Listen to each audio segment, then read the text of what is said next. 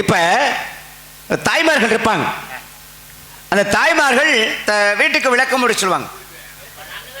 சில பெண்கள் என்ன பண்ணுவாங்க அப்படின்னா 3 நாள்ல குளிச்சிருவாங்க. அண்ணே அண்ணே கொஞ்சம் அமைதியை கேளுங்க, என்ன சொல்ல வர்றதை கொஞ்சம் அமைதியை கேளுங்க. சொல்லவா வேணாமா? சில பெண்கள் என்ன பண்ணா 3 நாள்ல குளிச்சிருவாங்க. நல்ல கவனிங்க, வீட்டுக்கு விளக்கமா இருக்கும் பொழுது. சிலர் என்ன பண்ணுவாங்க 5 நாட்கள் ஆகும். அது அவர்களுடைய உடம்பை பொறுத்து. அந்த பகுதியில் தாய்மார்கள்லாம் உட்காந்துருக்காங்க, அவங்களுக்கு தெரியும். சிலர் என்ன அப்படின்னா 5 நாட்கள் ஆகும், அவருடைய உடம்பை பொறுத்து.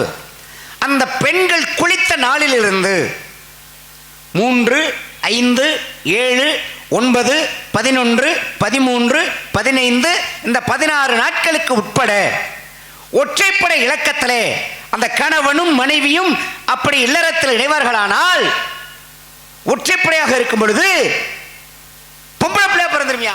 ஒத்தப்படையில கூடுனா பொம்பளை பிள்ளை. 4, 6, 8, 10, 12, 14 இந்த 16 நாட்களுக்கு உட்பட இரட்டைப்படை இலக்கத்திலே அந்த கணவனும் மனைவியும் இல்லறத்தில் இணைவர்களானால் அது ஆம்பளை பிள்ளையா பிறக்குமியா? ரெட்டப்படையில கூடுனா ஆம்பளை பிள்ளை. அதை விடுத்து என்ன சொன்ன?